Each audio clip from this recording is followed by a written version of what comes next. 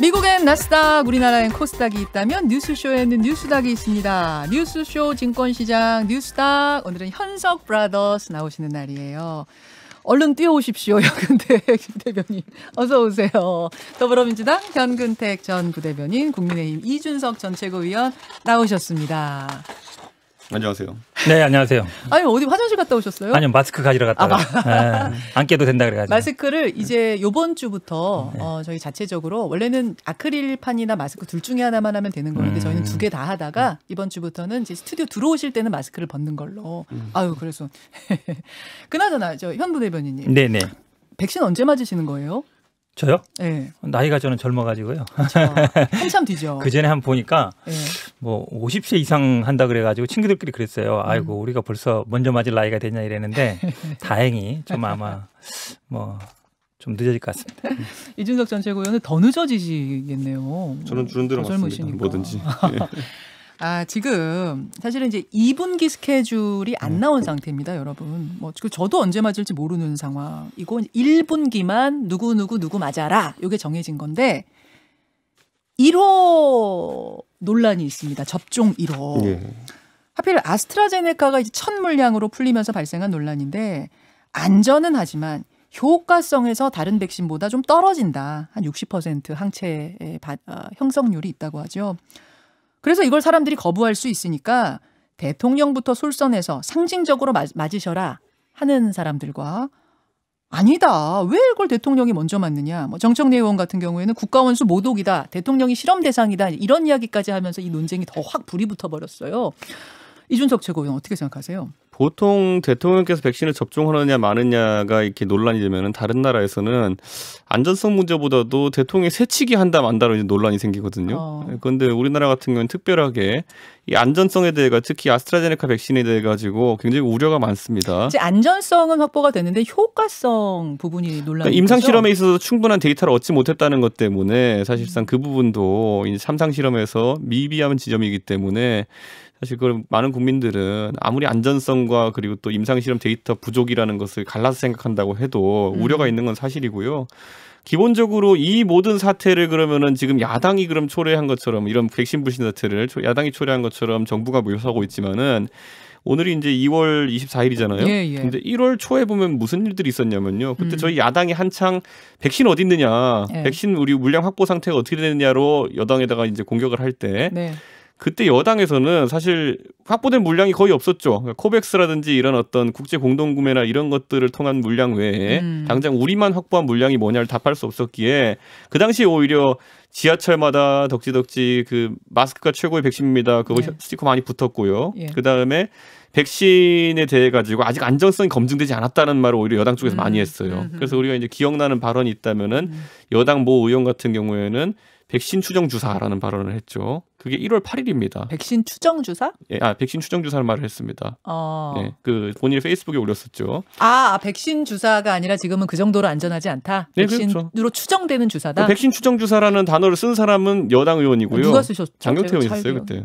그랬습니까? 제가 친해가지고 이름 안 하려고 했어요. 장경태 의원이 그런 말 쓰셨구나. 그 백신 추정 의사였고 그 다음에 이런 걸 백신 추정 주사를 마치려고 한다는 거는 야당이 이제 국민을 마루타 삼는 거 아니냐라는 발언까지 있었어요. 근데 이 마루타라는 건 그 자체로도 쓰기 좀 민망한 단어이긴 하지만은 그러니까 그런 어떤 실험 대상이라는 개념으로 백신 안전성이 확보되지 않은 백신을 실험 대상으로 쓴다는 개념을 한 달 전에 딱 얘기했던 쪽이 여당인데 지금 와가지고 이런 여당이 심어준 불안감을 극복하기 위해서 야당에서 결자 해지해라라고 특히 유승민 의원을 필두로 해가지고 이야기를 하고 있죠. 대통령이 먼저 맞으셔라. 저는 유승민 의원이 대통령께 맞으시라고 했을 때 본인도 맞을 수 있다는 취지로 이야기한 거거든요. 네, 그렇기 때문에 저는 그런 문제는 뭐 대통령께서도 왜냐하면 작년에 올 1월에도 그런 어떤 백신에 대한 안전성 문제가 불거지니까 오히려 대통령께서 먼저 이런 우려가 커진다면 나도 맞을 수 있다라고 내가 먼저 맞을 수 있다는 언급을 하셨거든요 그때. 그렇기 때문에 저는 뭐 이게 야당이 꼭 질책한다기보다는 같이 좀 해볼 모색하자는 의미로 받아들이면 좋을 것 같습니다. 저는 이게 지금 아마 야당이 굉장히 이걸 정치 쟁점화 시키고 있는데 사실은 이제 보궐선거 저희들이 앞두고서요 항상 얘기했던 게 뭐 그 당시에 이제 아시겠지만 왜 백신 확보 안 했냐 엄청 뭐라 했죠. 뭐 언론에서도 그랬고요. 왜 네. 확보 안 했냐 이렇게 얘기했는데 백신 접종이 되면 아마 국민들이 많이 아마 방역도 잘 되고 있지만 우리도 이제 극복하겠다 이게 될 거예요. 저는 아마 선거를 앞두고 야당이 이걸 너무 정치 쟁점화시키고 있다고 봐요. 왜냐하면 이게 백신 접종이 가시권에 들어오고 국민들이 접종이 시작되면 분명히 아마 방역이 잘 되고 있고 또 백신이 있어서 극복이 될 거다. 그러니까 여론의 우호적일 수밖에 없거든요. 근데 그 부분에 대해서 좀 물타기 하는 거 아닌가 이런 생각이 들어요. 왜 그러냐면 이게 애초에 논란이 될 수 없는 얘기예요. 그렇죠. 왜 그러냐면 사실은 90% 이상이 나오잖아요. 요양병원, 요양원에 있는 분들이 접종 대상이고 65세 미만인데 그분들 중에 예를 들어서 한 뭐 50% 이하가 안 맞겠다. 맞겠다 이랬으면 50% 이상 안 맞겠다 이랬으면 당연히 불안감이 있는 것이고 그러면 대통령이 얘기했듯이 내가 먼저 맞겠다 할 수 있는 얘기예요. 지금 93%라 그러잖아요. 1분기 대상자들의 그렇죠. 93%. 그러면 거의 다 맞겠다는 얘기예요. 몇 명 빼고는. 그러면 사실은 접종을 거부하는 단계가 아니에요. 그러니까 외국 자꾸 얘기하는데 미국이나 유럽 같은 경우 굉장히 마스크뿐만 아니라 백신 접종에 대해 거부감이 굉장히 많았단 말이에요. 그러다 보니까 지도를 나선 거거든요. 근데 우리는 그런 상황이 아니에요. 그런데 굳이 왜 이거를 대통령이 나서야 되느냐. 오히려 저는요. 대통령이 뭐 요양원에 있는 분도 아니고 65세 미만도 아니고 그러니까 원칙대로 하면 돼요. 그러니까 우리가 계속 그동안 백신은 과학의 영역이고 전문가에게 맡기시오 이랬거든요. 그냥 맡기면 돼요. 제가 보기에 정치인들이 굳이 낄 필요가 없다고 봅니다. 저는 근데 백신 관련해서 그 여론조사는 맞겠냐 안 맞겠냐로 물어보면 아까 말했던 건 당연히 맞겠다는 사람이 많죠. 근데 처음 접종할 때 맞겠느냐 조사를 가면 그것보다 훨씬 낮은 수치가 나오는 것이 이제 2개의 여론조사가 확인됐거든요. 그렇기 때문에 저는 그 부분은 불안감을 어떻게 빨리 해소시킬 수 있느냐에 저는 이제 정치권이 방점을 찍어야 된다 이렇게 생각하는 것이고 기본적으로 우리 국민들이 아직까지 갖고 있는 그 불만이라고 하면은 백신 물량의 확보에 대해서도 아직까지 그러니까 들어온다는 물량이 제대로 들어오지 않고 있는 건 사실이거든요. 예전에 캐나다나 이런 나라들이 국민의 300%, 400%, 500% 계약할 때 정부에서 이해가 안 간다는 듯이 이제 기자회견도 하고 그랬었는데 이제는 알게 되었죠. 그렇게 500% 이렇게 계약해야지 그중에서 제대로 된 물량이 제때 들어온다는 걸 알기 때문에 저는 지금 시점에 이게 진짜 배달 음식처럼 되면 안 되는 거거든요. 언제 백신 들어옵니까? 그러면 곧 떠납니다. 방금 출발했습니다. 이런 식으로 계속 정부가 답하는 상황은 오면 안 되는 거고 음식은 도착 안 했는데 대통령께서 계속 뭐 공항 가가지고 그 연습하고 주사기 홍보하고 뭐 이런 거로 시간 때워서는 안 되는 거거든요. 제가 굳이 노래 가사를 이용하자면 젓가락질 잘해야만 밥을 먹나요? 밥이 있어야 밥을 먹죠. 아 주사기 찾을 때가 아니다. 주사기가 중요한 게 아니라. 주사기 문제도 뭐 일본 우리 언론 봐서 알지만 이걸 5번 맞지 6번 맞지 주사기 하나가 좌우하는 거예요. 용량이 한정돼 있고 중요하죠. 그러니까 근데 국내에 생산하는 거잖아요.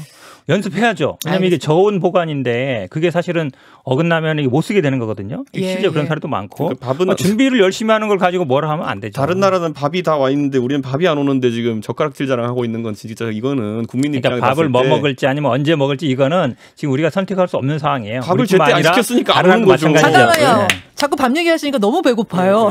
저도 아침 안 먹었습니다. 밥을 제때 시켰으면 제때 왔겠죠. 자, 밤 얘기 여기까지 하고 알겠습니다. 두 분의 입장 확인을 했고 우리는 상한가 하한가 가겠습니다. 먼저 이준석 전 최고위원이 골라오신 상한가 하한가 음성으로 확인합니다. 추미애 장관식 인사로 인해서 많이 시끄러웠습니다. 박범계 법무부 장관이 조금은 다르고 조금은 상식적이고 합리적인 인사가 될 것으로 기대를 했습니다. 그런데 막상 검사장 인사를 보니 추미애 씨 인사 버전 2입니다. 뭐 추미애 전 장관 말씀하시면서 질문 그 부분 질문은 아니고요. 버전 2라고 하시는데 저는 접니다. 네. 예, 박범계 장관은 박범계 장관입니다. 이게 지금 이제 국회에서 있었던 일이죠. 유상범 국민의힘 의원, 박범계 법무부 장관의 두 사람 간의 질의응답 들으셨는데 이준석 전 최고위원 상한가 하한가 누구 골라오신 거예요? 박범계 장관이죠. 박범계 장관. 하한가입니까? 상한가입니까? 저는 이거 당연히 하한가죠. 하한가입니까? 왜 꼽아오셨어요? 방금 전에 답변도 보면요. 참 무의미한 답변이에요. 그러니까 사실 정치인이 어떤 평가를 하면서 이런 식으로 붙일 수도 있는 건데 굳이 박범계 장관은 내용 질문하는 것에는 답변 안 하고 이런 거에는 답변을 합니다. 누가 만약 이명박근혜라 그랬는데 박근혜 대통령이 나와가지고 이명박은 이명박이고 저는 박근혜입니다. 이러면은 이게 무슨 의미가 있는 답변입니까? 그러니까 아무 의미 없이 그냥 말싸움하는 거거든요. 그러니까 저는 이 상황에서 저는 추미애 박범계 장관이 이번 인사에 있어가지고 사실 본인이 어쨌든 정해진 절차를 지켰느냐에 대해 가지고 좀 더 소상히 답할 필요가 있는 거고 전주의 의원과 그리고 조수진 의원이 물어본 것에 네네. 대해 가지고 답변을 안 하고 넘어가겠다고 본인이 선언했어요. 예. 그러니까 입법부의 의원이면서 동시에 이제 장관인 분인데 본인이 입법부의 의원으로 있으면서 했던 지금까지의 질문 자세 또 답변을 요구하는 자세와 굉장히 다른 모습이다. 저는 이렇게 생각하고 박범계 장관이 이제 이 전체적인 상황이 벌어진 것에 대해 가지고 인사에 불만 있는 검찰이 언론 플레이를 했다라는 취지로 이제 답변을 했거든요. 이번 그 신현수 수석 사태를 그렇게 이제 본 거죠. 정의한 거죠. 그렇죠. 근데 검찰도 그렇고 야당도 그렇고 저희가 이제 봤을 때는 좀 황당한 것이 이번 사건은 절대적으로 누가 공작을 하거나 이랬다고 보기도 어렵고요. 그냥 그 신현 수석이 사의를 먼저 던지면서 시작된 겁니다. 예. 그러니까 이건 굳이 표현하자면 자기들끼리 불질러 놓고 자기들이 불 끌어 다니고 있는데 외부에서 방어했다 이런 식으로 지금 호도하는 거거든요.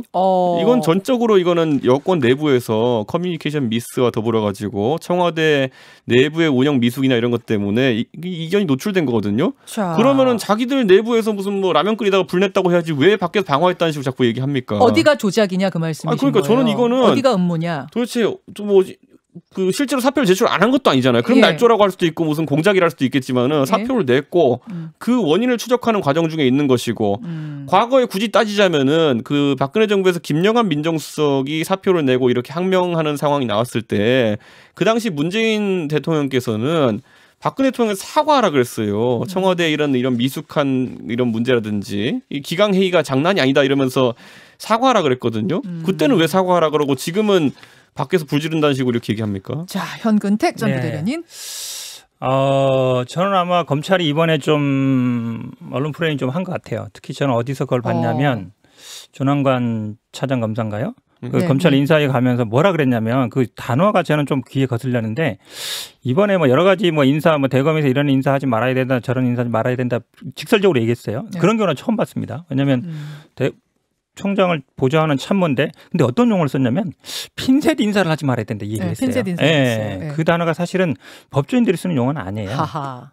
그렇죠? 언론에서 쓰는 용어거든요. 네. 그걸 그대로 인용하시더라고요. 그 말은 뭐냐면 이미 인사는 내가 다 받아봤는데 이 인사 왜냐하면 인사 협의를 하면은 대검하고 주고받잖아요. 네네. 들어 있는 거예요. 근데 요건 마음에 안 든다는 거거든요. 근데 그거를 보통 언론에서 핀셋 인사라 그랬어요. 네. 근데 그 단어를 그대로 쓰시더라고. 저는 그래서 이게 그 법무부와 대검 간의 협의를 하는 과정에서 인사안들이 결국 언론에 흘러나가고 그것이 결국은 여러 누구누구 어떻게 한다는 얘기들이 나왔잖아요. 이문정 네, 검사나 네. 누가 유임한다 이런 얘기 나오면서 했던 거다. 사실은 그게 보장이 안 되면요. 협의가 어렵습니다. 자, 그러면 네. 현근택 부대변인께서는 지금 이 흐름을 이렇게 보고 계시는 거예요. 검찰 쪽에서 인사를 검찰이 원하는 방향으로 끌고 가기 위해서 언론에 이렇게 저렇게 막 흘리고 나는 사과를 어느 정도 피웠다? 그런 그렇게 보시는 거예요? 약간 여지가 있다고 봐요. 근데 확신은 신현수 없지만 수석이 사표 낸 건 사실이잖아요. 아니, 그렇긴 한데요. 근데 그 과정에 물론 신현수 수석이 사표 냈던 건 맞는데 제가 말씀드린 건 그거예요. 그러니까 내부적인 분란이 있었죠. 총장과 법무부와 신현수 수석 간에 있었는데 그 인사 과정 중에 그러니까 협의하는 과정 중에 그 내용들이 언론에 나왔다는 말이죠. 흘러간 것. 그렇죠. 구체적인 이름까지 나왔거든요. 직책까지. 아, 그렇게 나온다 그러면 앞으로 만약에 협의를 할 때 예. 어떻게 할 수 있겠느냐. 인사라는 거는요. 발표하기 전까지는 예. 외부로 사실 나오면 안 돼요. 아. 근데 그런 면에서 제가 보기에는 좀 이번에 적정하지 않다고 보고 사실은 지금 야당에서 계속 그 박범계 장관한테 결재를 누가 받았는지 언제 받았는지 예. 사전에 받았는지 사후에 받았는지 밝혀라 그러는데 사실은 그런 경우 거의 지금까지 없어요. 장관이든 검찰 인사를 하면서 누가 들고 갔는지 언제 받았는지 어떻게 네. 했는지 그거로 사실은 밝힐 필요가 없잖아요. 법에는 그냥 장관이 제청해서 네, 대통령이 한다고 돼 있어요. 그럼 장관이 제청했고 네. 대통령이 했다고 한 거거든요. 그럼 된 거예요. 그 과정이 어떻게 됐냐 그렇게 중요한 문제는 아니거든요. 인사 발표 전에 결재를 하셨느냐 후에 결재를 하셨느냐가 제가 보기에는 중요하지 않아요? 전에 결재를 했겠지 후에 결재했을 가능성은 별로 없다고 아. 봅니다. 근데 그거를 자꾸 예를 들어서 지금 얘기처럼 사후에 했다든지 아니면 대통령을 패싱했다든지 이광철 비서관이 또 민정수석을 패싱했다든지 이렇게 자꾸 얘기하는데 별로 가능성 없는 얘기하고 있는 그러니까 거예요. 이게 그 청근택 변호사가 지금 이제 본인 버전에 이제 이해한 상황을 얘기한 건데 조수진 의원하고 그럼 전주혜 의원은 뭘 했냐면요. 그거 확인해 달라는 거예요. 그러니까 저 말을 장관의 공식 답변을 해주면 된다. 뭐냐면은 제가를 전에 받은 것이냐 아니냐 그것만 확인해 달라 안 한대잖아요. 그래놓고 본인에 대한 약간의 인신공격성 발언도 칼같이 답하잖아요. 선택적 답변을 하고 있는 거죠. 그렇기 때문에 저는 박범계 장관이 여기에 답하지 못하는 것은 아마 본인이 본인 버전으로 얘기했을 때 다른 사람과 이제 사실 공방이 벌어질 가능성도 있다. 자, 보세요. 신현 수석은 지금 본인이 예.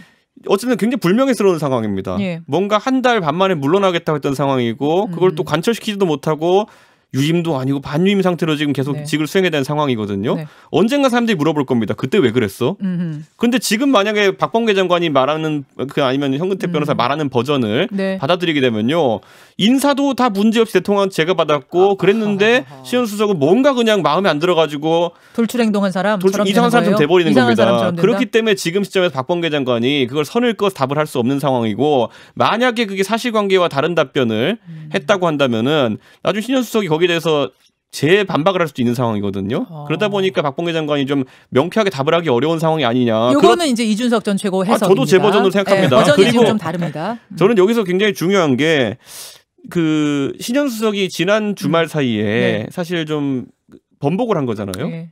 근데 이게 회유나 이런 어떤 식으로 설득을 어떻게 했을까를 고민해 보면은 저는 자꾸 데자뷰처럼 떠오르는 게 사안은 좀 다르긴 합니다만 예전에 그 조국 전 장관 일가의 표창장 논란 이런 것 때문에 최성해 총장에 대해 가지고 여권 인사들이 회유를 시도한 적이 있었습니다. 동양대 총장이요. 그렇죠. 그 당시에 이제 최성해 총장의 증언에 따르면은 어느 날 11시쯤에 김두관 의원이 전화가 와가지고 이런저런 뭐 친분 관계를 통해서 좀 호소를 하고 예.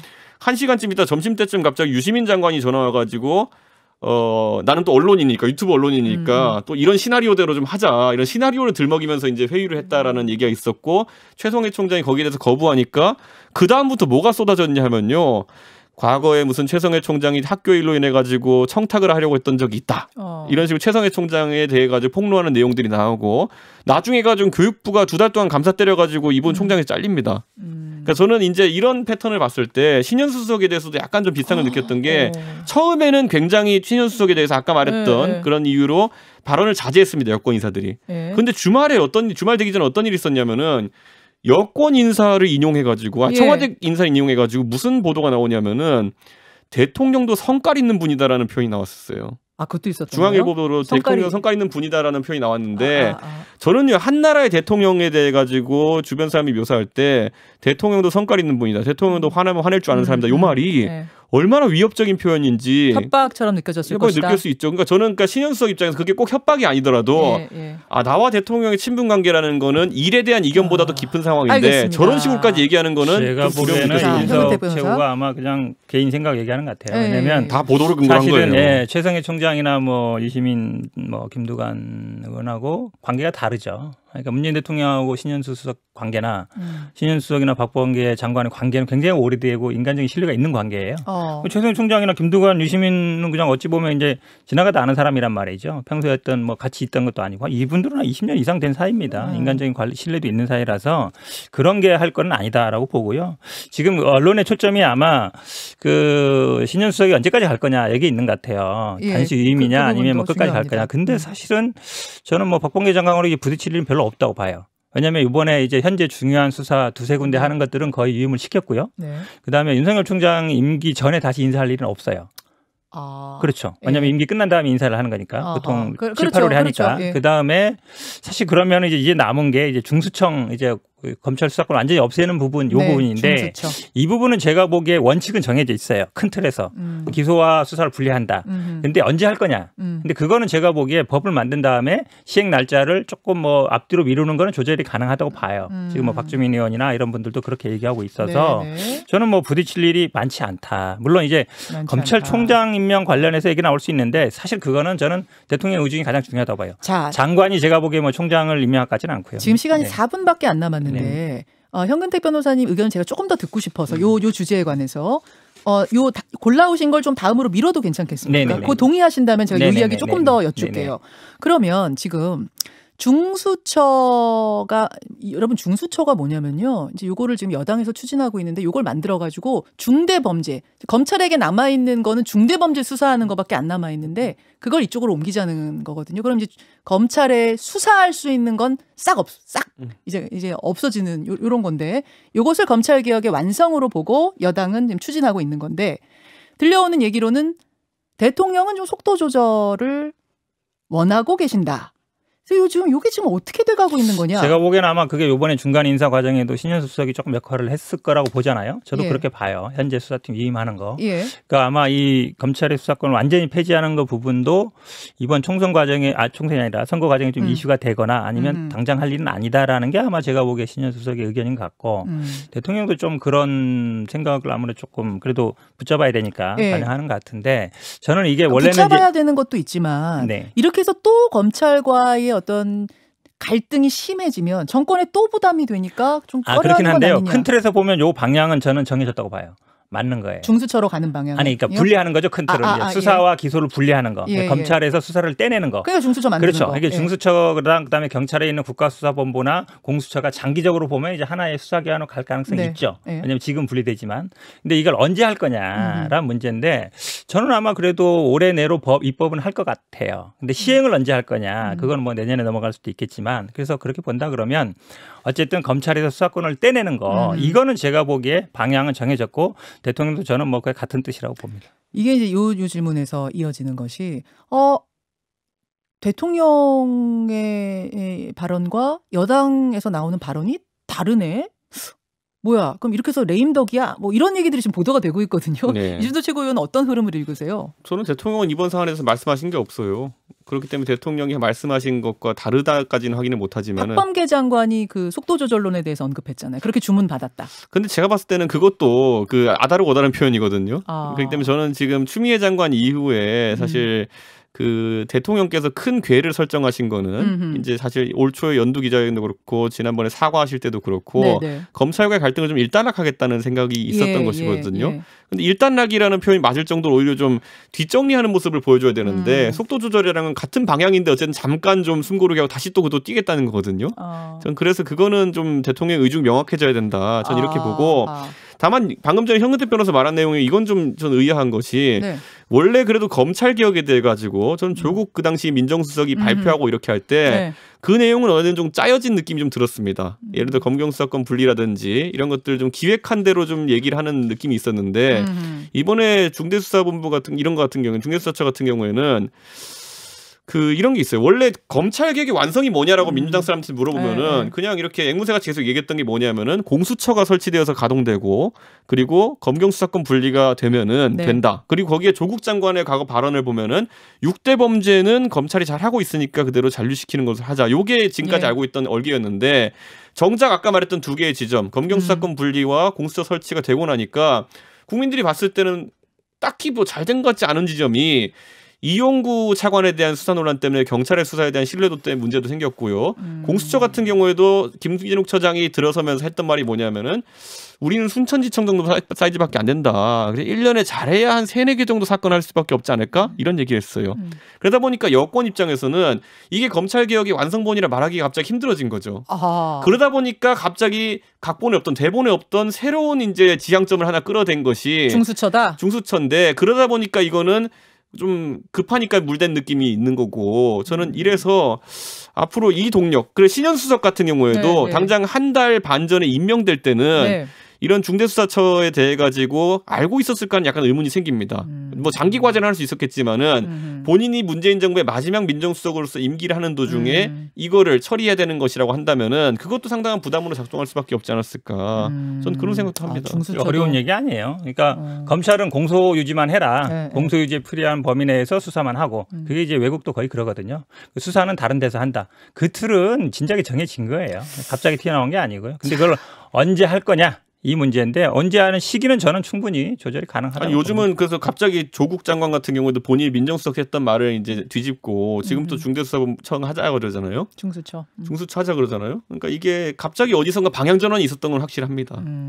자, 여기까지. 지금 복잡하지 않다고 현 변호사님. 김남국 의원이 해야 되는데. 그러니까 요거를 조금 생생 내려고 그랬는데 못해가지고. 상한가로 정해오신 거였죠. 어쨌든 다음에라도 다음번에 한번 풀겠습니다. 여기까지 오늘 두 분 고생하셨습니다. 감사합니다. 네, 현근택 변호사, 이준석 전 최고위원이었습니다.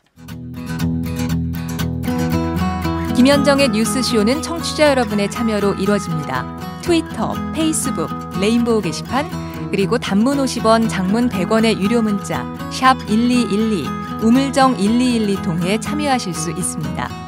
김현정의 뉴스쇼 여러분과 함께 만듭니다.